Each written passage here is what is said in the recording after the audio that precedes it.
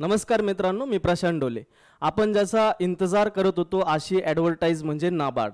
नाबार्डमध्ये जे grade A आहे हे जे पद आहे याच्यासाठी ही ॲडव्हर्टाइजमेंट आलेली आहे। ग्रेड ए तसंच राजभाषा सर्व्हिसेस। ग्रेड ए जे असेल ते रूरल डेव्हलपमेंट बँकिंग सर्व्हिसेसमध्ये येणारे आणि राजभाषासाठी वेगळ्या जागा आलेल्या आहेत। अशा दोन पदासाठी या जागा आलेल्या आहेत। याचं जे रजिस्ट्रेशन असेल हे कोणत्या वेबसाईटवरून केलं पाहिजे, तर त्या वेबसाईटचं नाव आहे www.nabard.org ही त्या वेबसाईट असणार आहे। या वेबसाईटवरती जाऊन 27 जुलै म्हणजे आजपासून 27 जुलै 2024 पासून 15 ऑगस्ट 2024 म्हणजे इंडिपेंडंट डे पर्यंत आपल्याला रजिस्ट्रेशनची संधी असणार आहे। तर हे दोन डेट लक्षात ठेवायच्या, 27 जुलै 2024 आणि 15 ऑगस्ट 2024। त्याच्यानंतर याच्यामध्ये ज्या ज्या गोष्टी महत्त्वाच्या त्या आपण पाहणार आहोत। याच्यामध्ये अजून महत्त्वाची गोष्ट म्हणजे खाली आल्यानंतर की नेमकी ज्या फॅसिलिटीज वगैरे ज्या हेल्थ फॅसिलिटी किंवा तुम्हाला जर काही अडचण जर आली तर तुम्ही अडचण आल्यानंतर कुठं तक्रार करू शकतात किंवा कुठं तुमचं म्हणणं मांडू शकतात, त्याच्यासाठी त्यांनी एक सेपरेट हे केलेलं आहे, ते म्हणजे candidate grievance lodging and redressal mechanism at http://cgrs.ibps.in याच्यावरती जाऊन तुमचे जे काही तुमचे अडचणी वगैरे असतील हे तिथं तुम्ही मांडू शकतात। याच्यामध्ये लक्षात हे ठेवायचं, ज्यावेळेस तुम्हाला त्या गोष्टी करायच्या असतील त्यावेळेस तुम्हाला इथं स्पेशल मेन्शन करायचंय NABARD officer grade A RDBS राजभाषा DR असं मेन्शन केल्यानंतरच तुमचं म्हणणं मांडायचंय, नाहीतर डायरेक्टली तुम्ही तिथं मेसेज करू शकत नाही। हे मेन्शन केल्याशिवाय मेसेज करायचा नाहीये। त्याच्या पुढे गेल्यानंतर इम्पॉर्टंट डेट्स आपल्याला पाहिजेत, जे की महत्त्वाच्या डेट्स असणारे आपल्यासाठी, तर ते म्हणजे कोणत्या, ऑनलाईन ॲप्लिकेशन कधी स्टार्ट होणार आहे, तर ऑनलाईन ॲप्लिकेशन जे असणार आहे 27 जुलै म्हणजे आजपासून स्टार्ट झालेलं आहे रजिस्ट्रेशनसाठी आणि शेवटची डेट असणार आहे 15 ऑगस्ट। 27 जुलै आणि 15 ऑगस्ट हे तुमच्या डेट लक्षात ठेवायच्यात। या तुमच्या डेट असणार आहेत, स्टार्टिंग 27 आणि एंड कुठं 15। त्याच्यानंतर जी काही प्रिलिमिनरी एक्झाम असेल म्हणजे प्री एक्झाम असेल, ती एक्झाम कधी त्यांनी ती डेट पण दिलेली, ती डेट आहे 1 सप्टेंबर 2024। 1 सप्टेंबर 2024 म्हणजे फार कमी दिवस आपल्या हातात राहिलेले आहेत। तर 1 सप्टेंबर 2024ला तुमची प्री एक्झाम असेल। त्याच्यानंतरची जी फेज असतील, हे जे फेज असतील हे तुम्हाला त्यांची जी वेबसाईट असेल ती वेबसाईटवरती तुम्हाला मेन एक्झामच्या सगळ्या गोष्टी सांगितल्या जातील। ती वेबसाईट आहे www.nabard.org ही जी वेबसाईट आहे याच्यावरती तुम्हाला पुढचे जे काही तुमच्या मेन्सच्या तारखा असतील, इंटरव्ह्यूच्या तारखा असतील, या सगळ्या या वेबसाईटवरती दिल्या जातील। प्रीची डेट त्यांनी दिलेली। याच्या पुढे गेल्यानंतर अजून आपल्यासाठी या नोटिफिकेशनमध्ये महत्त्वाचं ते म्हणजे वॅकन्सीज किती आहेत, वॅकन्सीज आणि रिझर्वेशन जे आपण ग्रेड ए म्हणजे RDBS मध्ये आणि राजभाषासाठी सेपरेट आहे। तर 2024 जी काही ही ॲडव्हर्टाइज आलेली आहे याच्यात वॅकन्सी नेमकी किती आहेत, तर ग्रेड ए साठी सगळ्या टोटल जर वॅकन्सी जर आपण जर पाहिल्या तर सगळ्या टोटल वॅकन्सीत 102 किती आहेत, 102। परंतु 102 ज्या वॅकन्सी असेल त्याच्यामध्ये राजभाषा असिस्टंट मॅनेजर राजभाषासाठी इथं तुमच्या टोटल 2 जागा आहेत, राहिल्या किती 100 जागा। या 100 जागा ह्या असिस्टंट RDBS मध्ये या आपल्याला जागा दिसणार आहेत। तर याच्यामध्ये सुद्धा जे जनरल असतील म्हणजे जे जनरल मधून ॲप्लिकेशन टाकणार आहेत जनरलसाठी, तर त्या ओपनसाठी 23 जागा आहेत, ओपनसाठी 23 जागा आहेत, SC साठी 7 आहेत, ST साठी 3 आहेत, OBC साठी 12 आहेत, EW साठी 5 आहेत आणि टोटल अशा 50 जागा जनरल साठी आहेत। जनरल म्हणजे इथं स्पेशल डिग्री लागणार नाही, इथं कुणीही अप्लाय करू शकतं, अशा ही पोस्ट आहे जनरल साठी। त्याच्यानंतर चार्टर्ड अकाउंटंट यांचं क्वालिफिकेशन त्यांनी नंतर दिलेलं आहे। जे CA आपण ज्याला म्हणतो त्यांच्यासाठी 2 जागा आहेत, ते टोटल जागा 2 जागा ओपन साठी, 1 जागा OBC EWS साठी 1 जागा, असा टोटल 4 जागा आहेत। फायनान्स ज्याचं फायनान्स झालं असेल, MBA फायनान्स वगैरे या ज्या BBA फायनान्स असे जे क्वालिफिकेशन जर तुमचं झालं असेल त्यांना सुद्धा इथं चान्स आहे। तर त्याच्या ओपनसाठी 3 अशा टोटल सगळ्या 7 जागा आहेत। कॉम्प्युटर इन्फॉर्मेशन टेक्नॉलॉजी ज्याचं IT झालं असेल किंवा कॉम्प्युटर सायन्समध्ये त्यांची डिग्री असेल तर त्यांच्यासाठी 16 जागा आहेत। ॲग्रिकल्चरसाठी, आता हे स्पेशल ॲग्रिकल्चरसाठी जागा आहेत, इथं दुसरं कोणी अप्लाय करू शकत नाही. ॲग्रिकल्चरचे मुलं इथं अप्लाय करू शकतात, त्यांच्यासाठी इथं 2 जागा आहेत, लक्षात ठेवा. 2 जागा स्पेशल ॲग्रिकल्चरसाठी. ॲनिमल हजबंडरी, ज्यांचं ॲनिमल हजबंडरीमध्ये ग्रॅज्युएशन झालेलं असेल त्यांच्यासाठी 2 जागा आहेत. फिशरीजसाठी किती, 1 जागा आहे. पा फूड प्रोसेसिंगसाठी 1 जागा आहे. बऱ्याच जणांचं फूडमध्ये आपलं हे झालं आहे, ग्रॅज्युएशन झालं आहे, काही काहींचं फिशरीमध्ये पण झालं आहे, त्यांच्यासाठी या स्पेशल जागा आहेत. त्याच्यानंतर फॉरेस्ट्रीसाठी 2 जागा आहेत. फॉरेस्ट्रीची डिग्री आहे तर फॉरेस्ट्रीसाठी 2 जागा आहेत. प्लांटेशन आणि हॉर्टिकल्चरसाठी 1 जागा आहे. त्याच्यानंतर जिओ इन्फॉर्मेटिक्ससाठी 1 जागा आहे. डेव्हलपमेंट मॅनेजमेंटसाठी 3 जागा आहेत. डेव्हलपमेंट मॅनेजमेंटसाठी किती, 3 जागा आहेत. त्याच्यानंतर स्टॅटिस्टिक्ससाठी 2, सिव्हिल इंजिनिअरिंगसाठी सुद्धा जागा आहेत. तर 3 जागा आहेत. बरेच जण म्हणते नाबार्डमध्ये सिव्हिल इंजिनियर जाऊ शकतो का, तर जाऊ शकतो. किती जागा आहेत, 3 जागा आहेत. त्याच्यानंतर इलेक्ट्रिकल इंजिनियर जर असेल तर त्याच्यासाठी 1 जागा आहे. एन्व्हायरमेंटल एनर्जी आणि सायन्समध्ये 2 जागा आहेत आणि ह्युमन रिसोर्स HR डिपार्टमेंटसाठी 2 जागा आहेत. तर अशा टोटल 100 जागा आहेत. इथं लक्षात ठेवा, जनरल जी काही पोस्ट असेल म्हणजे जनरल असिस्टंट मॅनेजर जो जनरलमध्ये असेल त्याच्यामध्ये सगळ्या जणांना अप्लाय करता येतं. आणि पर्टिक्युलरली जे त्यांनी खाली जे दिलेले आहेत म्हणजे थोडक्यात ॲग्रिकल्चर असेल, थोडक्यात फिशरी असेल, इथं ज्यांची डिग्री फिशरीमध्ये झालेली असेल, ॲग्रिकल्चरमध्ये झालेली असेल त्यांनाच तिथं अप्लाय करता येणार आहे, बाकीच्यांना करता येणार नाही. फॉर एक्झाम्पल सिव्हिल इंजिनियर झाला असेल तर त्याला ॲग्रिकल्चरला तिथं अप्लाय करता येणार नाही. ज्याची डिग्री सिव्हिलमध्ये झालेली असेल त्याला तिथं अप्लाय करता येणार आहे. तर अशा ह्या 100 जागा टोटल RDBS मध्ये आणि राजभाषामध्ये आपल्याला 2 जागा दिसणार आहे. याच्यामध्ये तुमच्या 2 जागा आहेत. अशा टोटल ज्या जागा असतील ते 102 जागा असणार आहे. 102 जागा असणार आहे. याच्यामध्ये पुढे गेल्यानंतर आपल्याला अजून काय महत्त्वाचं आहे याच्यामध्ये, तर याच्यामध्ये जर पाहिलं आपण, बाकी त्यांनी हे PWBD साठी दिलेल्या आहेत सगळ्या गोष्टी, की यांच्यासाठी स्क्राईब वगैरे या सगळ्या गोष्टी किती पाहिजे टक्के. पुढे गेल्यानंतर अजून ते म्हणजे जे काही तुमचं EWS सर्टिफिकेट असेल त्याचं सर्टिफिकेटचं सगळ्यांना क्रायटेरिया तर माहिती आहे की इन्कम किती पाहिजे, 8 लाखाच्या खाली. त्याच्यानंतर तिथं जे तुमचं रेसिडेन्शियल एरिया म्हणजे 1000 स्क्वेअर फूटच्या आतमध्ये घर, या सगळ्या गोष्टी क्रायटेरिया असतात तर तुमच्याकडे EWS सर्टिफिकेट असेल. तर ते EWS सर्टिफिकेट असेल, OBC सर्टिफिकेट असेल, त्यांनी तारीख दिलेली 1/7/2024 पर्यंत तुमचं ते सर्टिफिकेट असलं पाहिजे. त्याच्यानंतर तुमचं जे डिग्री सर्टिफिकेट असेल ते 1/7 पर्यंत असलं पाहिजे. त्याच्या पुढे गेल्यानंतर हे जे सर्टिफिकेट्स असतील म्हणजे तुमचं EWS असेल, PWBD असेल, OBC वगैरे या सगळे जे सर्टिफिकेट असतील हे सगळे सर्टिफिकेट कधीपर्यंत आपले व्हॅलिड धरले जातील, तर लक्षात ठेवा, this certificate date should be dated on or before the closing date of a application the post. म्हणजेच 15 ऑगस्ट पर्यंत, 15 किंवा 15 ऑगस्ट पर्यंत आपले ते सर्टिफिकेट्स रेडी असले पाहिजेत, त्याच्या आतमधले सर्टिफिकेट असले पाहिजेत. हे लक्षात ठेवा. हे 2 डेट लक्षात ठेवायच्या. एक डेट याच्या सर्टिफिकेटसाठी ती म्हणजे 15 ऑगस्ट या डेट पर्यंत तुमचे सर्टिफिकेट असले पाहिजेत. त्याच्यानंतर एलिजिबिलिटी क्रायटेरिया कसा आहे, एज्युकेशन क्वालिफिकेशन कशा प्रकारे पाहिजे, तर तुमची डिग्री 1/7/2024 पर्यंत 1 जुलै लक्षात ठेवा, 1 जुलै पर्यंत तुमचे डिग्री तुमच्या हातामध्ये असली पाहिजे. मग ती PDC असेल तरी चालतंय, काहीच प्रॉब्लेम नाही. ओरिजिनल डिग्री सर्टिफिकेट असेल तर चांगलीच गोष्ट आहे, पण PDC किंवा ODC याच्यापैकी एक तरी तुमच्या हातात या डेटला किंवा या डेटच्या अगोदरचीच पाहिजे, लक्षात ठेवा. दुसरे त्या अगोदर सांगितलेलं ते म्हणजे OBC EWS हे जे सर्टिफिकेट असतील हे 15 ऑगस्ट पर्यंत काढलेले असले पाहिजेत.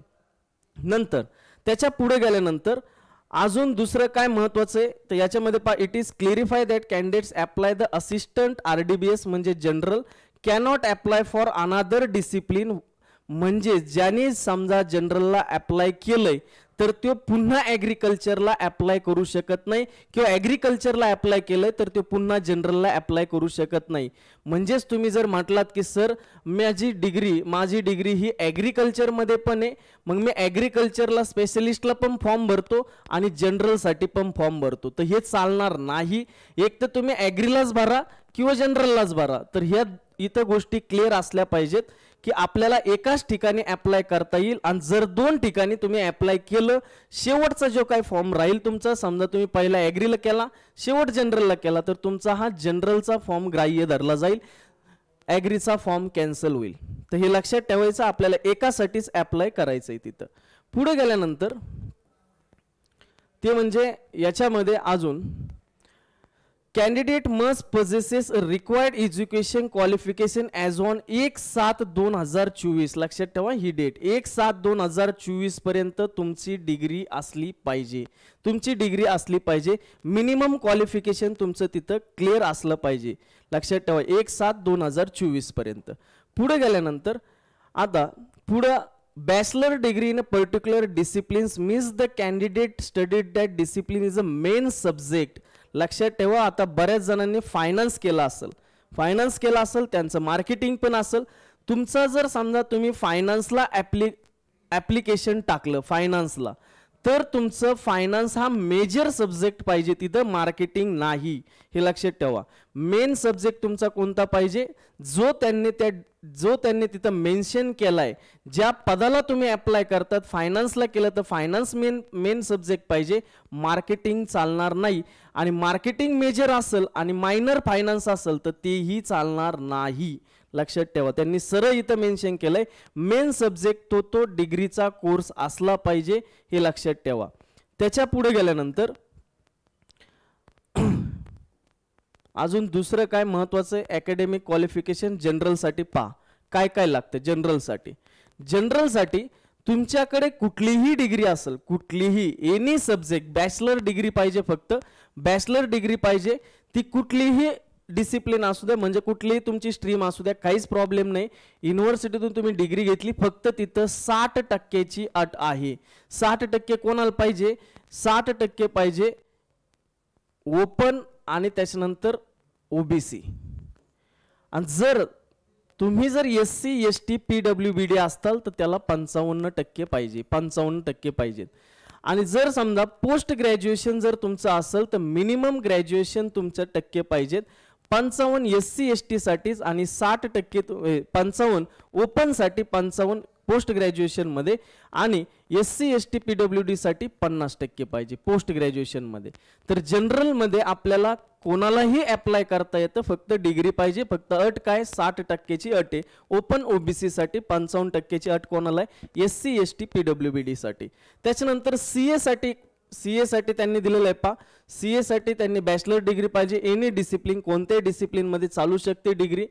त्याच्यानंतर त्यांनी सांगितलंय की विथ मेंबरशिप ऑफ, अशी कोणतीही डिग्री असू द्या, फक्त ती membership with membership institute chartered accountant of India यांच्याशी संलग्न असली पाहिजे, त्याच्याशिवाय ते ग्राह्य धरला जाणार नाहीये.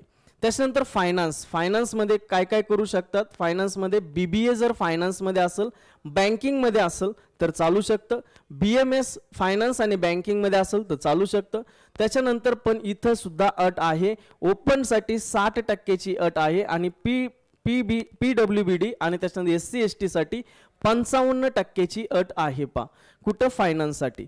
त्याच्यानंतर जर समजा किंवा तिथं एक किंवा दिलंय, म्हणजे हे जर नसेल तर जर समजा तुमच्याकडे 2 वर्षाचा फुल time PG diploma in management finance तिथं मेजर पाहिजे, फायनान्स मेजर असेल तर तिथं चालतंय. 2 वर्षाचं तिथं तुम्हाला काय करायचं, PG डिप्लोमा असला पाहिजे, किंवा फुल टाइम MBA असलं पाहिजे, ते पण फायनान्समध्ये. MMS असेल फायनान्समध्ये तरी चालेल, पण त्याच्यामध्ये टक्के पाहिजेत तुम्हाला 55% पाहिजेत ओपन ओबीसी साठी, आणि SC ST साठी किती पाहिजेत, 50% पाहिजे. म्हणजे तुमच्याकडे जर बॅचलर डिग्री BBA मध्ये नसेल किंवा फायनान्स मध्ये नसेल, आणि जर समजा तुमची डिग्री दुसरीकडे असेल आणि तुम्ही पोस्ट ग्रॅज्युएशन हे 2 वर्षाचा डिप्लोमा फायनान्स मध्ये केला असेल, तुम्ही या पदाला अप्लाय करू शकतात. किंवा तुम्ही जर समजा MBA फायनान्समध्ये केलं असेल, डिग्री कुठली असू द्या, पण तुम्ही इथं अप्लाय करू शकतात. ठीक आहे, तर हे झालं फायनान्सबद्दलचं. पुढे गेल्यानंतर अजून कॉम्प्युटर इन्फॉर्मेशन टेक्नॉलॉजी IT साठी सुद्धा जागा आहेत. लक्षात ठेवा, तिथं बॅचलर इंजिनियर जो असेल technology degree in computer science, त्याच्यानंतर computer engineer, information technology, electronics सुद्धा चालतो, इलेक्ट्रॉनिक्स अँड टेलिकम्युनिकेशन पण चालतो, electronics communication, electronic instrumentation, data science, machine learning, artificial intelligence from any recognise, एवढ्या सगळ्या डिग्री तिथं चालतात. फक्त अट काय तर 60% अट आहे कशासाठी, ओपन OBC साठी, आणि 55% अट ही SC ST साठी आहे. नंतर जर समजा तुमचं पोस्ट ग्रॅज्युएशन जर कम्प्युटर सायन्समध्ये हे जर नसेल, पोस्ट ग्रॅज्युएशन तुमचं जर कम्प्युटर सायन्समध्ये, कम्प्युटर इंजिनियरमध्ये किंवा कम्प्युटर ॲप्लिकेशनमध्ये जर असेल तरी सुद्धा तुम्ही तिथे अप्लाय करू शकतात. फक्त अट लक्षात ठेवा, 55% तिथं पाहिजे आणि 50% SC ST साठी तिथं असले पाहिजेत. त्याच्या पुढे गेल्यानंतर ॲग्रिकल्चरसाठी स्पेशल, जर तुम्ही स्पेशल याच्यामध्ये ॲग्रिकल्चरसाठी जर अप्लाय करायचं ठरवलं तर तुम्हाला तिथं काय पाहिजे, ॲग्रिकल्चरची डिग्री कंपल्सरी असली पाहिजे. ॲग्रिकल्चरची डिग्री कंपल्सरी असली पाहिजे. तिथं 60% तुम्हाला असले पाहिजेत. ओपन असेल 60% ओपन असेल आणि OBC असेल तर हे 60% लागणार आहे. SC ST जर असेल किंवा PWBD असेल तर 55% तिथं लागणार आहे, 55%. त्याच्यानंतर ॲनिमल हजबंडरी जर समजा तुमचं ग्रॅज्युएशन झालं असेल तर तिथं ॲनिमल हजबंडरीमध्ये तुमची डिग्री म्हणजेच बॅचलर डिग्री इन व्हेटरनरी सायन्समध्ये किंवा ॲनिमल हजबंडरीमध्ये पाहिजे. तिथं सुद्धा अट 60 आणि 55% अशी आहे. किंवा पोस्ट ग्रॅज्युएशन तुमचं जर व्हेटरनरी सायन्समध्ये जर हे नसेल, तुमचं समजा BSc ॲग्री आहे आणि पण तुमचं पोस्ट ग्रॅज्युएशन हे व्हेटरनरी सायन्समध्ये किंवा ॲनिमल हजबंडरीमध्ये, तर त्यावेळेस सुद्धा तुम्ही तिथं अप्लाय करू शकतात ॲनिमल हजबंडरीसाठी. तिथं तुम्हाला 55% ओपन OBC साठी आणि SC ST साठी किती 50% असले पाहिजेत. याच्या पुढे गेल्यानंतर ॲग्रिकल्चरचं पुढे गेल्यानंतर फिशरीजमध्ये तुम्ही अप्लाय करू शकतात. पण कोण अप्लाय करू शकतात, ज्याच्याकडे डिग्री फिशरी सायन्समध्ये आहे तो तिथे अप्लाय करू शकतो. त्याला फक्त मार्काची अट आहे 60-55 ही मार्काची अट असेल. पण त्याची डिग्री दुसऱ्या याच्यात आहे, परंतु पोस्ट ग्रॅज्युएशन त्याने फिशरी सायन्समध्ये केलंय तर 55% मार्क त्याला ओपन OBC आणि SC ST साठी 50% मार्क असणार आहेत. 50%. त्याच्यानंतर फूड प्रोसेसिंगमध्ये सुद्धा आपले काही ॲग्रिकल्चरचे ग्रॅज्युएटने केलेलं असते. बॅचलर डिग्री फूड प्रोसेसिंगमध्ये असली पाहिजे किंवा फूड टेक्नॉलॉजी किंवा डेअरी टेक्नॉलॉजीमध्ये असेल तरी पण चालेल.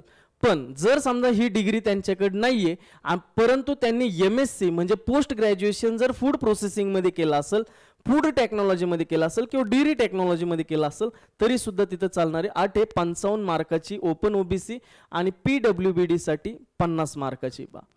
पुढे गेल्यानंतर इथं अट लक्षात ठेवा, SC ST ची इथं SC नाहीये, SC ला पण मग किती मार्क पाहिजे, तिथं 55 पाहिजेत.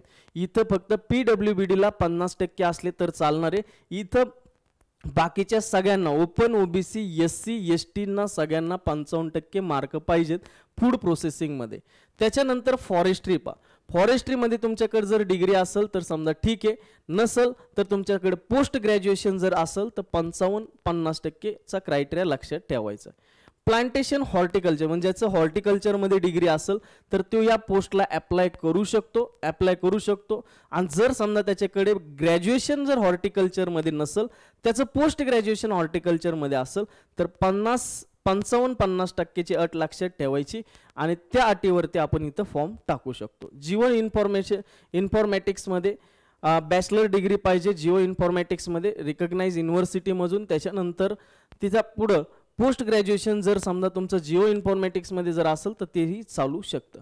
त्याच्यानंतर डेव्हलपमेंट मॅनेजमेंटमध्ये तुमचं बॅचलर डिग्री असली पाहिजे. Social work, rural development, development management असे इकॉनॉमिक्स. त्याच्यानंतर economics from any recognise development economics म्हणजे तुमचं इथं इकॉनॉमिक्स असेल तरी तुम्ही इथं अप्लाय करू शकता डेव्हलपमेंट मॅनेजमेंटमध्ये. किंवा पोस्ट ग्रॅज्युएशन जरी असेल तरी सुद्धा तुम्ही तिथं अप्लाय करू शकता. पुढे गेल्यानंतर स्टॅटिस्टिक्स मध्ये जर तुम्ही अप्लाय करायचं ठरलं तर स्टॅटिस्टिक्स मध्ये बॅचलर डिग्री पाहिजे, मॅथमॅटिक्स स्टॅटिस्टिक्स मध्ये पाहिजे किंवा मॅथमॅटिकल इकॉनॉमिक्स मध्ये तुमची बॅचलर डिग्री पाहिजे किंवा इकॉनॉमिक्स मध्ये तुमची बॅचलर डिग्री पाहिजे, स्टॅटिस्टिक इन्फॉर्मेशन मध्ये तुमची डिग्री असली पाहिजे किंवा post graduation statistic, mathematical science, mathematical economics किंवा इकॉनॉमेट्रिक्स आणि स्टॅटिस्टिक्स अँड इन्फॉर्मेटिक्स एवढ्या याच्यात तुमचं पोस्ट ग्रॅज्युएशन असलं पाहिजे. पुढे गेल्यानंतर ते म्हणजे सिव्हिल इंजिनियर, तर सिव्हिल इंजिनियरला डिग्री लागणार आहे. सिव्हिल इंजिनियरची जर ते नसल, पोस्ट ग्रॅज्युएशन जर सिव्हिल इंजिनिअरिंगमध्ये जर असेल तर ते तिथं अप्लाय करू शकतो. इलेक्ट्रिक इंजिनियरचं पण तसंच आहे. इलेक्ट्रिक इंजिनियरचं बॅचलर डिग्री जर इलेक्ट्रिकमध्ये असेल तर ठीक आहे, नसेल तर पोस्ट ग्रॅज्युएशन तिथं लागणार आहे. एन्व्हायरमेंट सायन्स, एन्व्हायरमेंटल सायन्स किंवा इंजिनिअरिंगसाठी बॅचलर डिग्री जर एन्व्हायरमेंटल इंजिनिअरिंग किंवा एन्व्हायरमेंटल सायन्ससाठी मध्ये असेल ठीक आहे, किंवा पोस्ट ग्रॅज्युएशन एन्व्हायरमेंट इंजिनिअरिंग किंवा एन्व्हायरमेंट सायन्समध्ये असलं पाहिजे. ठीक आहे. ह्युमन रिसोर्सेसमध्ये HR मध्ये बॅचलर डिग्री तुमची पाहिजे. कशामध्ये? HR मध्ये bachelor degree any recognise universities, कुठलीही डिग्री, एनी डिग्री चालेल.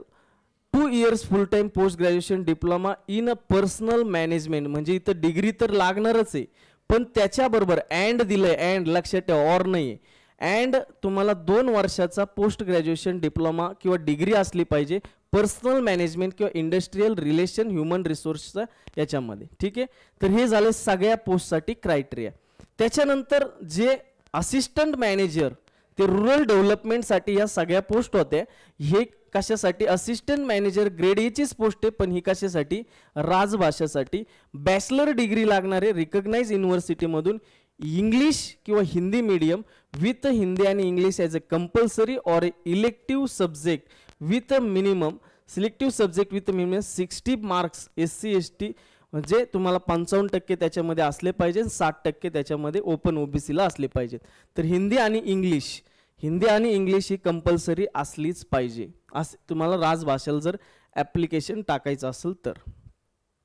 पुढे गेल्यानंतर मास्टर पण चालतं त्याच्यात, डिग्री इन हिंदी. त्याच्यानंतर मास्टर डिग्री इंग्लिशमध्ये असेल तरी पण चालतंय. त्याच्या पुढे गेल्यानंतर त्यांनी हे ॲग्रिगेट्स मार्क्स वगैरे इक्वॅलंट CGPA वगैरे दिलेलं आहे.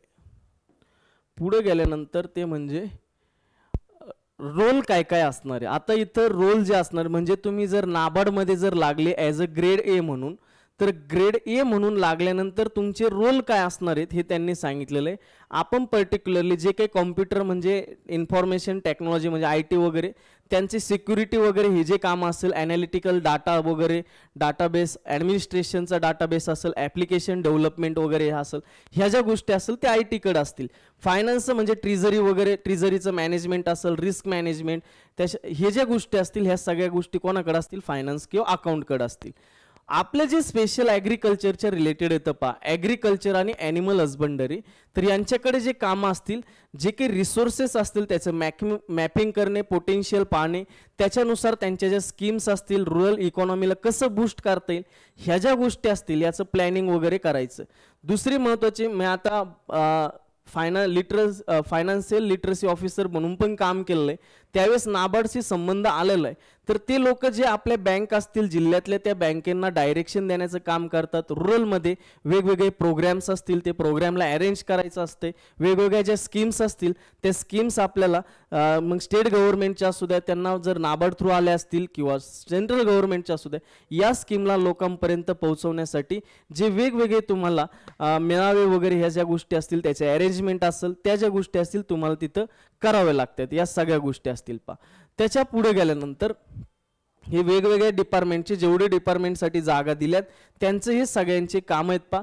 हे बऱ्यापैकी जे काम आहेत ते असे काही एकदम अवघड नाही आहे, एकदम व्यवस्थित असे काम आहेत, निवांत असे काम आहेत पहा. त्याच्यानंतर एजचा क्रायटेरिया, एज किती लागतं? 1/7/2024 पर्यंत. एक तर तुम्ही कमीत कमी 21 वर्षाचे पाहिजेत. 1/7/2024 पर्यंत 21 वर्ष मिनिमम आहे आणि मॅक्सिमम किती तर हे 30 वर्षे लक्षात ठेवा. 30 वर्ष म्हणजेच तुमचा जन्म हे 2/7/1994 अगोदरचा नकोय. 2/7/1994 अगोदरचा नकोय आणि 1/7 1/7/2023च्या नंतरचा नकोय. म्हणजे मिनिमम एज 21 आहे आणि मॅक्सिमम एज किती 30 आहे. हे ओपन साठी याच्यात एज रिलॅक्सेशन आहे का तर आहे, ते आपण पुढे पाहू. फक्त मिनिमम 21 आहे, मॅक्सिमम 30 आहे. याच्या पुढे गेल्यानंतर रिलॅक्सेशन पहा. ओबीसी साठी 3 वर्षाचं रिलॅक्सेशन आहे. म्हणजेच 30 ओपन साठी प्लस 3 केल्यानंतर 33 होतील आणि मॅक्सिमम SC ST साठी हे 5 वर्षाचं रिलॅक्सेशन आहे. 5 वर्ष म्हणजे 30 + 5 म्हणजे 35 वर्षापर्यंत जरी तुमचं वय असेल तिथं ॲप्लिकेशन तुम्ही टाकू शकतात. त्याच्यानंतर PWD साठी 10 वर्षाचं आहे. PWD साठी 10 वर्षाचं. पुढं आता आपल्याला सिलेक्शन प्रोसेस कशी असणार आहे ते आपल्याला व्यवस्थित पाहायचं आहे. सिलेक्शन प्रोसेसमध्ये जी प्री एक्झाम असेल त्या प्री एक्झामला तुम्हाला जवळपास 8 सब्जेक्ट, किती 8 सब्जेक्ट आहे. एकदम सोपे सब्जेक्ट आहेत पहा, एकदम सोपे. पहिला सब्जेक्ट आहे रिझनिंग, त्याच्यानंतर इंग्लिश, नंतर computer, quant, decision making, general awareness, ESI, agriculture आणि रुरल डेव्हलपमेंट.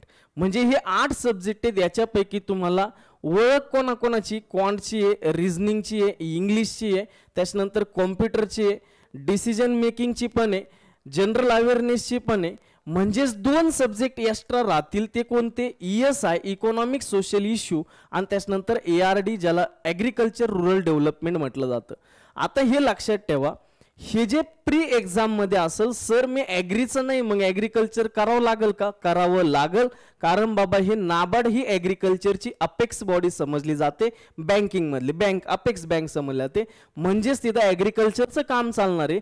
म्हणजे तू इंजिनिअरिंगचं जरी असला तरी तुला काय करावं लागेल? ARD हा सब्जेक्ट करावा लागणार आहे. ॲग्रिकल्चर आणि रुरल डेव्हलपमेंट हे तुला सब्जेक्ट करावं लागणार आहे. याच्यामध्ये जे तुमचे सब्जेक्ट असतील त्याचे मार्क्स पण दिलेत. आता रिझनिंग 20 मार्क 20 क्वेश्चन 20 मार्कला आहे. इंग्लिश 30 क्वेश्चन 30 मार्कला आहे. कॉम्प्युटर नाही 20 मार्कला आहे. क्वांट किती 20 क्वेश्चन 20 मार्कला आहे. डिसिजन मेकिंग 10 मार्कला आहे. 10 तिथं क्वेश्चन्स असणार. General awareness 20 question 20 mark. ESI जे असेल 40 मार्क आहेत. लक्षात ठेवा 40 मार्क 40 क्वेश्चन्स. 40 क्वेश्चन ARDचे म्हणजे ॲग्रीचे आणि 40 मार्क त्याला आहेत. असा तुमचा टोटल 200 क्वेश्चन 200 मार्कचा पेपर असेल. इथं कंबाईन टाइम असणार आहे 120. सेक्शनल टायमिंग नसणार आहे. पेपर 2 लँग्वेजमध्ये होईल, एक हिंदी आणि त्याच्यानंतर एक इंग्लिश. हिंदी आणि इंग्लिशमध्ये. त्याच्या पुढे गेल्यानंतर आता इथं लक्षात ठेवा हे सगळेचे सगळे 8 सब्जेक्ट आहेत. सर मग 8 सब्जेक्टला मेरिट लागणार आहे तर नाही. क्वालिफाईंग सेक्शन वेगळे आहेत आणि त्याच्यानंतर मेरिट सेक्शन वेगळे आहेत.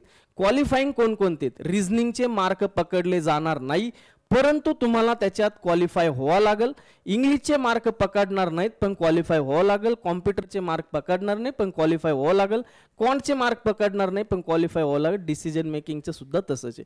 म्हणजे जर समजा इंग्लिशचा 5चा कट ऑफ लागला 5 मार्कचा तर तुम्हाला कमीत कमी 5 मार्क पाहिजेत.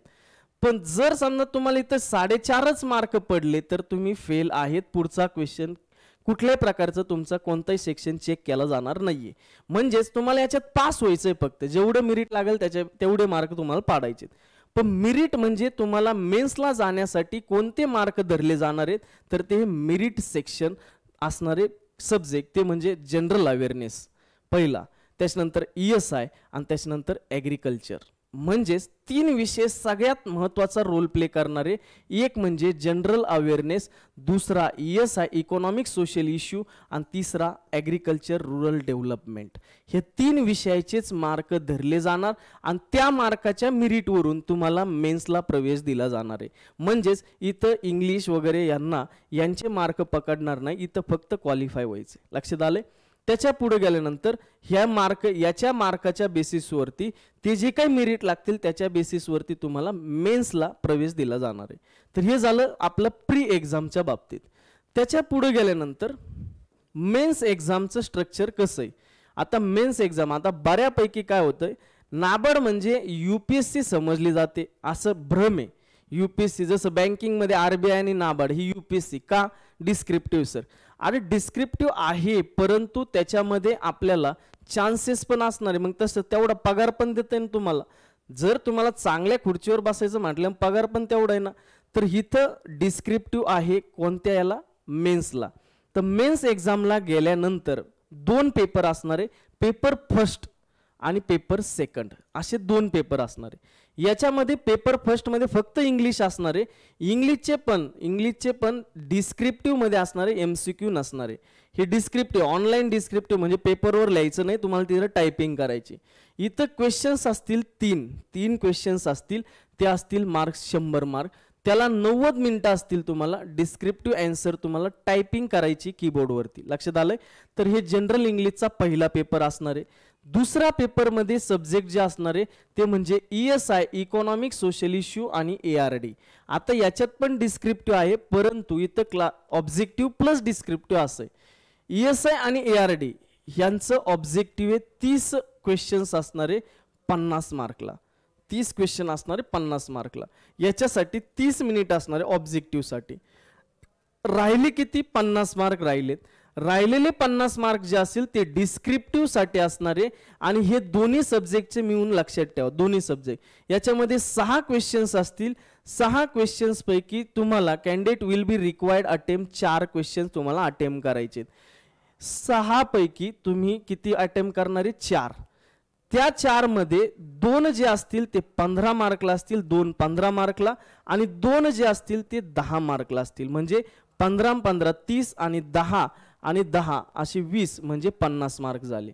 तर इथं हे लक्षात ठेवायचं, हे याला सुद्धा 50 तुमचे मार्क्स असतील. 90 मिनिटं दिले जातील कारण डिस्क्रिप्टिव्ह आहे. आणि हे डिस्क्रिप्टिव्ह आन्सर तुम्हाला इंग्लिशमध्ये किंवा हिंदीमध्ये तुम्हाला तिथं टाईप करायचं आहे, तर लक्षात ठेवा कीबोर्डचा यूज करून. आता हे जे 30 मार्क तुम्हाला ESI आणि ॲग्रिकल्चरमध्ये दिलेले आहेत, हे 30 मार्क जे असतील याच्यामध्ये काही क्वेश्चन हे 1 मार्कला असेल, काही क्वेश्चन 2 मार्कला असतील. तर हे लक्षात ठेवायचं, काही क्वेश्चन 2ला, काही क्वेश्चन 1 मार्कला, असे तुमचे 50 इथं मार्क्स असतील. पुढे गेल्यानंतर मेन्स एक्झाम फॉर स्पेशलिस्टसाठी जर तुम्ही जनरलसाठी अप्लाय केलं तर असं आहे, आणि स्पेशलिस्टसाठी जर केलं तर प्री तर 30 राहणार आहे. मेन्ससाठी काय होईल? पेपर फर्स्ट जो असेल ते तुमचा इंग्लिशचाच राहणार आहे, जनरल इंग्लिश 100 मार्क्सचा असणार, 3 क्वेश्चन सोडायचे, डिस्क्रिप्टिव्हचा असणार 90 मिनिटं. पेपर सेकंडला काय असेल तर पेपर सेकंडला तुम्हाला स्ट्रीम स्पेसिफिक पेपर असणार. ॲग्रीला केला अप्लाय तर ॲग्रीचे क्वेश्चन्स तुम्हाला तिथं दिसतील. तर इथं ॲग्रिकल्चरचे ऑब्जेक्टिव्ह येतील काही 30, आणि इथं डिस्क्रिप्टिव्ह सुद्धा त्याच पेपरचे असणार, म्हणजे त्या स्ट्रीमचे असणार आहे, हे लक्षात ठेवायचं. बाकीचा पॅटर्न सेम आहे. 30 ऑब्जेक्टिव्ह क्वेश्चन्स असतील 50 मार्क, त्याच्यासाठी 30 मिनिट. 6 क्वेश्चन असतील डिस्क्रिप्टिव्हसाठी, त्याच्यातले 4 सोडायचे. 4 पैकी 2 15-15 मार्कला आणि बाकीचे 2 10-10 मार्कला, असे टोटल 50. त्याला 90 मिनिटं असतील. आणि याच्यामध्ये लक्षात एवढंच ठेवायचं, जनरलमध्ये इथं ESI आणि ARD होतं, इथं तुम्हाला पेपर सेकंडमध्ये स्ट्रीम स्पेसिफिक पेपर असणार आहे. म्हणजेच तुम्ही ज्या याच्यातून अप्लाय केलंय त्याच स्ट्रीमचा तुम्हाला पेपर आहे. ॲग्रीला केलं तर ॲग्रीचे क्वेश्चन्स तुम्हाला इथं दिसतील. ठीक आहे. पुढे गेल्यानंतर अजून याच्यामध्ये काय महत्त्वाचं आहे, याच्यामध्ये आता एक्झामिनेशन फॉर द राजभाषेसाठी स्ट्रीम सगळं सेम आहे. स्ट्रीम स्पेसिफिक तुम्हाला काय येतील तिथं प्रश्न येतील, राजभाषेवरती प्रश्न येतील. सेम पॅटर्न आहे, सगळ्या गोष्टी सेम आहेत. पुढे गेल्यानंतर 2च जागा आहे, याच्या 2च जागा आहे. सर मग याच्यासाठी अजून काय? हे झालं मेन्स झाल्यानंतर काय? मेन्स झाल्यानंतर तिसरा टप्पा तुमचा असणार आहे सायकोमेट्रिक टेस्ट. डायरेक्ट इंटरव्ह्यू नाहीये. सायकोमेट्रिक टेस्ट जी असेल ती मॅन्डेटरी आहे, कंपल्सरी द्यावा लागणार आहे. MCQ बेस ही तुमचा पेपर आहे. सर मग हे एवढं अवघड आहे का? असणार आहे का?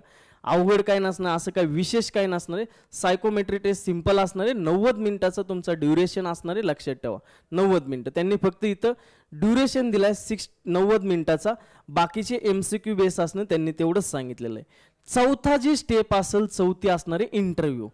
ग्रेड Aचा इंटरव्ह्यू हा 50 मार्कचा असतो, लक्षात ठेवा. मग तो तुमचा जनरल असू द्या, स्पेशल असू द्या किंवा राजभाषेचा असू द्या, हा इंटरव्ह्यू किती मार्कचा असणार आहे? 50 मार्कचा असणार आहे. त्याच्यानंतर जे काही मेन्स एक्झाम तुम्ही फॉर्म टाकले, मेन्स एक्झामला रेशिओ असणार आहे 1:25. म्हणजे एका जागेसाठी, एका वॅकन्सीसाठी तुम्हाला 25 जणांना बोलवलं जाणार. कशाला? मेन्स एक्झामला. हे मेन्सचा रेशिओ राहणार आहे. आणि इंटरव्ह्यूचा रेशिओ ह्यो 1:3 असणार आहे. इंटरव्ह्यूचा रेशिओ किती? 1:3 असणार आहे. पुढे गेल्यानंतर इथं निगेटिव्ह मार्किंग आहे का, तर निगेटिव्ह मार्किंग आहे, लक्षात ठेवा. फेज फर्स्टला पण, फेज फर्स्टला सुद्धा आणि फेज सेकंडला सुद्धा, प्री मेन्सला सुद्धा निगेटिव्ह मार्किंग आहे, हे लक्षात ठेवा. पुढे गेल्यानंतर निगेटिव्ह मार्किंग 1/4 त्या, लक्षात ठेवा 1/4 निगेटिव्ह मार्किंग. पुढे गेल्यानंतर हा, only such candidate who score minimum cut off marks above the mains exam will be shortlisted for interview provide they appear the psychometric test. ज्यांचा मेन्समध्ये कट ऑफ निघल त्यांनाच सायकोमेट्रिक टेस्टसाठी बोलवलं जाईल आणि सायकोमेट्रिक टेस्ट झाल्यानंतर त्यांचा इंटरव्ह्यू घेण्यात येईल. पुढं नोटिफिकेशन फार मोठं आहे, सिलेबस पहा. सर मला ग्रेड ए RDBS म्हणजे रुरल डेव्हलपमेंट बिझनेससाठी मला हे करायचं आहे आणि मी पेपर फर्स्ट इंग्लिशमध्ये काय काय असणार आहे, तर इंग्लिशमध्ये एसे, प्रिसाइज रायटिंग, कॉम्प्रेन्शन, त्याच्यानंतर बिझनेस, म्हणजे हे सिलेबस जो आहे हे मेन्सचा दिलेला आहे त्यांनी. प्रीचा तर सगळ्याला माहिती, कॉन्ट, रिझनिंग, इंग्लिश सगळ्या गोष्टी माहिती आहेत. पेपर इंग्लिशचा जो असेल तो इंग्लिशचा हा असणार आहे मेन्ससाठी. त्याच्यानंतर पुढे गेल्यानंतर जे की पेपर सेकंड असेल, जर तुम्ही जनरलला अप्लाय केलेलं आहे तर त्याच्यामध्ये ESI जे आहे आणि ARD जे आहे त्याच्यामध्ये ESI जे त्याच्यामध्ये एवढ्या सगळ्या गोष्टी आहेत. ESI मध्ये तुम्ही जर पाहिलं बऱ्यापैकी जे काही रिपोर्ट्स असतील, म्हणजेच जेंडर रिपोर्ट असेल, त्याच्यानंतर पॉप्युलेशन ग्रोथ असेल, ह्या ज्या गोष्टी असतील, नॅशनल इकॉनॉमी, त्याच्यानंतर इन्कम, इंडिव्हिज्युअल इन्कम, पॉवर्टी असेल, पॉप्युलेशन असेल, इकॉनॉमिक डेव्हलपमेंट असेल, ॲग्रिकल्चरचं काय सीन आहे, त्याचे कॅरेक्टरिस्टिक, स्टेटस काय काय, या सगळ्या, फूड सिक्युरिटी काय, ह्या ज्या गोष्टी असतील, म्हणजेच ह्या रुरल विषयी जास्तीत जास्त विचारल्या जातील. इकॉनॉमिक सोशल इश्यू, आपले WTO बद्दलचे नेमकी काय, IMF, वर्ल्ड बँक, ह्या जे विषय असतील हे सगळेचे सगळे ESI मध्ये येतात, लक्षात ठेवा. पुढे गेल्यानंतर ॲग्रिकल्चरमध्ये काय येईल, तर ॲग्रिकल्चरमध्ये आपलं क्रॉप सायन्स पासून, लक्षात ठेवा त्यांनी सिलेबस दिलेला आहे. जनरलसाठी हा सिलेबस आहे, ॲग्रिकल्चर स्पेशलसाठी पूर्णपणे ॲग्रिकल्चर असणार आहे आणि रुरल डेव्हलपमेंट असेल. तर ॲग्रिकल्चरच्या डेफिनेशनपासून सुरुवात केली. ॲग्रोनॉमी पण आहे आपल्याला, ॲग्रोनॉमी, सॉईल सायन्स आहे, water resources, farm and agri म्हणजेच engineering, agriculture, plantation and horticulture म्हणजे हॉर्टिकल्चर पण आहे. त्याच्यानंतर पुढे गेल्यानंतर ॲनिमल हजबंडरी म्हणजे ASDS सुद्धा आहे, ASDS सुद्धा पण आहे. पुढे गेल्यानंतर फिशरीज आहे, फॉरेस्ट्री आहे, फिशरी आहे, फॉरेस्ट्री आहे, ॲग्रिकल्चर एक्सटेन्शन आहे, इकॉलॉजी आणि क्लायमेट म्हणजेच मेट्रोलॉजी सुद्धा आहे. पुढे गेल्यानंतर प्रेझेंट सिनेरिओ सुद्धा आहे, म्हणजे करंट अफेअर सुद्धा आहे, अलाइड ॲक्टिव्हिटी वगैरे या सगळ्या, फायनान्स मार्केटिंगमध्ये काय सुरू आहे काय नाही या गोष्टी सुद्धा आहेत. तर एवढ्या सगळ्या गोष्टी तिथं आहेत. रुरल डेव्हलपमेंटमध्ये काय विचारलं जाईल, ते जे काय rural area structure of Indian economy, rural बेसवर जी इकॉनॉमी, ते सगळ्या गोष्टी इथं विचारल्या जातील, फॉरेस्ट वगैरे सगळ्या गोष्टी. पंचायत राज इन्स्टिट्यूट सुद्धा आहे, पंचायत राज इन्स्टिट्यूट सुद्धा आहे. पुढे गेल्यानंतर आता जे महत्त्वाचं आहे ते पाहूया आपण पुढं, ते म्हणजे एक्झामिनेशन सेंटर. आता सेंटर कोणकोणते, एक्झामचा सिलेबस वगैरे या गोष्टी काय आपल्यासाठी, महाराष्ट्रासाठी प्रीचे वेगळे सेंटर आहेत आणि मेन्सचे वेगळे सेंटर आहेत. महाराष्ट्रासाठी छत्रपती संभाजीनगर, अमरावती, कोल्हापूर, मुंबई, नवी मुंबई, ठाणे, नागपूर, नांदेड, नाशिक, पुणे, चंद्रपूर, सोलापूर, धुळे, रत्नागिरी, म्हणजे ऑल ओव्हर महाराष्ट्र आपल्याला सेंटर दिसतात. प्रत्येक, असं नाही सांगायचं सर मी नागपूरचा आहे, मी गडचिरोलीचा आहे, मग मी कसं काय अप्लाय करू. नागपूर सेंटर आहे, त्याच्यानंतर तुमचं धुळे वरच्या साईडला, खाली रत्नागिरी, असे सगळे सेंटर आहेत. त्याच्यामुळे सगळ्यांनी ॲप्लिकेशन द्यायचे. पुढे गेल्यानंतर हे झाले प्रीचे सेंटर. लक्षात ठेवा तुम्हाला डबल सेंटर टाकायचं, प्रीचं एक टाकायचं आहे फॉर्म भरताना आणि त्याच्यानंतर मेन्सचं एक टाकायचं आहे. पुढे गेल्यानंतर मेन्ससाठी फक्त आपल्या इथं सेंटर कोणते महाराष्ट्रात मेन्ससाठी, तर आपल्या इथं मुंबई आहे, त्याच्यानंतर नवी मुंबई, ठाणे आणि पुणे, असे 3च सेंटर आपल्याकडे दिसतील मेन्ससाठी. जर समजा एखादं जवळ, जर समजा कुठं असेल, इकडं एवढेच आहेत मला वाटतं सेंटर, एवढेच सेंटर, जर जवळ पुणे असेल तर पुणे टाका, मुंबई असेल तर मुंबई टाका, ठीक आहे. आणि जर समजा अहमदाबाद वगैरे इकडे जवळ पडत असेल तर तुम्ही तुमच्या हिशोबाने टाकू शकतात. पुढे गेल्यानंतर याच्यामध्ये लक्षात हे ठेवायचं आपल्याला, candidates head few the above centres will be communicated in the interview call letter.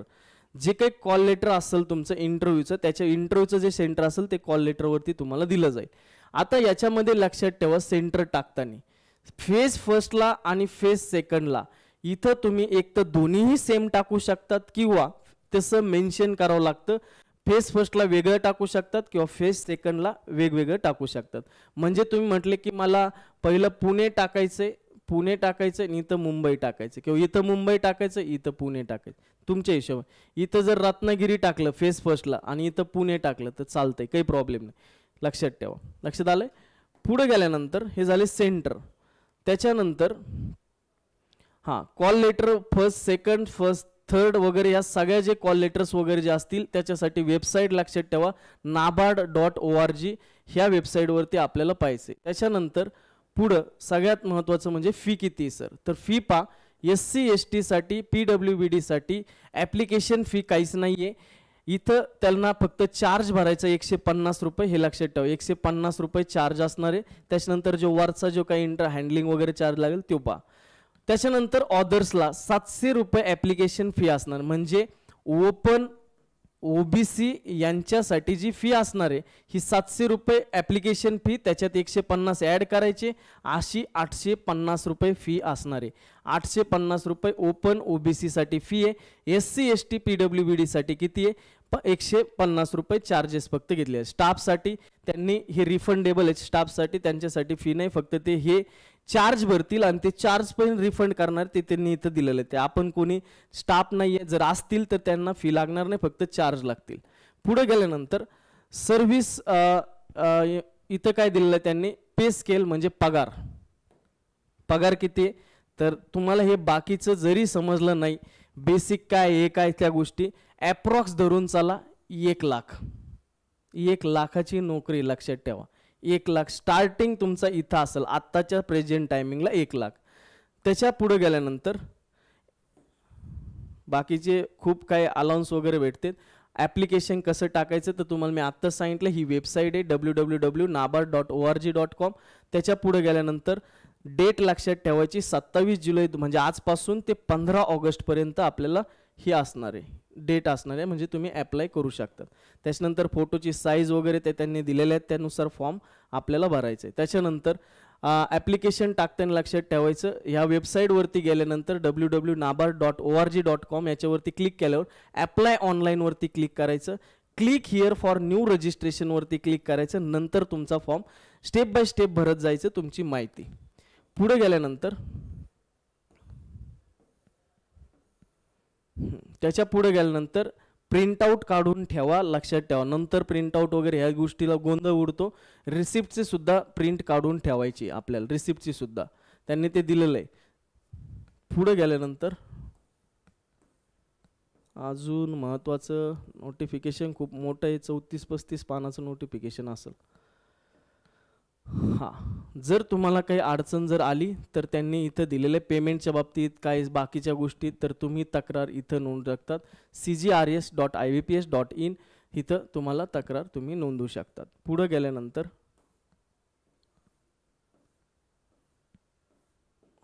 पुढे गेल्यानंतर महत्त्वाचं काय SC ST इथं लक्षात ठेवा, बऱ्याच जणांचा प्रॉब्लेम आहे. SC ST OBC candidates from the Maharashtra direct mention केलेलं आहे.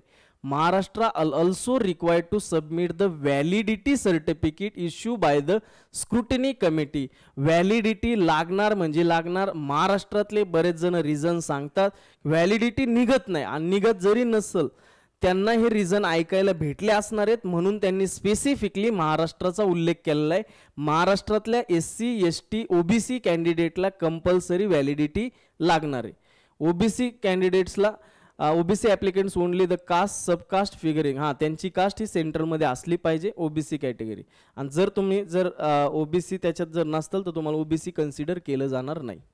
त्याच्यानंतर OBC कॅन्डिडेटला सर्टिफिकेट जे काढायचे ते लक्षात ठेवा. फायनान्शियल इयर 2024-25 आफ्टर 1/4/2000 म्हणजे 1/4/2024 नंतरचं तुमचं सर्टिफिकेट असलं पाहिजे. नाहीतर तुम्ही सर्टिफिकेट पाठीमागच्या 23चं दाखवताल, हे चालणार नाही, हे चालणार नाही, लक्षात ठेवा. Application belong the OBC category but coming the criminal year entitled to OBC reservation age relaxation, such candidates should be indicate their category. You are OC, you are VC, you are HI. म्हणजेच ज्यांचं उत्पन्न वगैरे जर जास्त जात असेल त्यांना OBC रिझर्वेशनचा फायदा मिळणार नाही. त्यांनी UR कॅटेगरी मेन्शन करा. लक्षात, त्यांनी सरळ सरळ त्या गोष्टी दिलेल्या आहेत. तर या सगळ्या गोष्टी होत्या. नंतर EWS सर्टिफिकेट सुद्धा याच वर्षीचं पाहिजे हे लक्षात ठेवा. 1/4/2024 नंतरचं सर्टिफिकेट पाहिजे या फायनान्शियल इयरचं 2024-25च्या. पुढे गेल्यानंतर अजून तुम्ही जर इलिजिबल आउटस्टेशन कॅन्डिडेट्स अटेंडिंग इंटरव्ह्यूचं तुम्हाला पैसे परत दिले जातील. तुम्ही इंटरव्ह्यूला गेले, तुम्हाला जे काही भाडं लागेल ते पैसे वापस दिले जातील, पण त्याच्यासाठी सेकंड क्लासचं तिकीट पाहिजे. बसचं सुद्धा तिकीट तिथं तुम्हाला रिटर्न केलं जाईल. मग रिक्षाचं पण मागताल, रिक्षाचं भेटणार नाही, लोकल हे भेटणार नाही, भाडं भेटणार नाही तिथलं. त्याच्यानंतर इम्पॉर्टंट डेट शेवट तुम्हाला पुन्हा एकदा सांगायचं 27 जुलै आणि 15 ऑगस्ट. तर लक्षात ठेवायचं आपल्याला काय काय महत्त्वाचं आहे. 27 जुलै, त्याच्यानंतर 15 ऑगस्ट हे शेवट असणार आहे. दुसरी महत्त्वाची गोष्ट 850 रुपये टोटल फी असणार आहे ओपन आणि OBC साठी. त्याच्यासाठी ओपनसाठी हे SC ST साठी 150 रुपये फक्त चार्ज असणार आहे SC आणि ST साठी. त्याच्यानंतर सेंटर हे मुंबई, पुणे वगैरे, म्हणजेच मुंबई हे पुणे. त्याच्यानंतर बाकीचे पण सेंटर आहेत, तर तुम्ही फेज फर्स्टला वेगळं टाकू शकतात आणि फेज सेकंडला सुद्धा वेगळं टाकू शकतात. इंटरव्ह्यूचे सेंटर हे तुम्हाला डायरेक्ट इंटरव्ह्यूला कळवले जातील. तिसरे सगळ्यात महत्त्वाची गोष्ट, एजची लिमिट 21 पासून 21 मिनिमम एज आहे. एज मिनिमम 21 आहे. मॅक्सिमम किती आहे? 30 मॅक्सिमम आहे.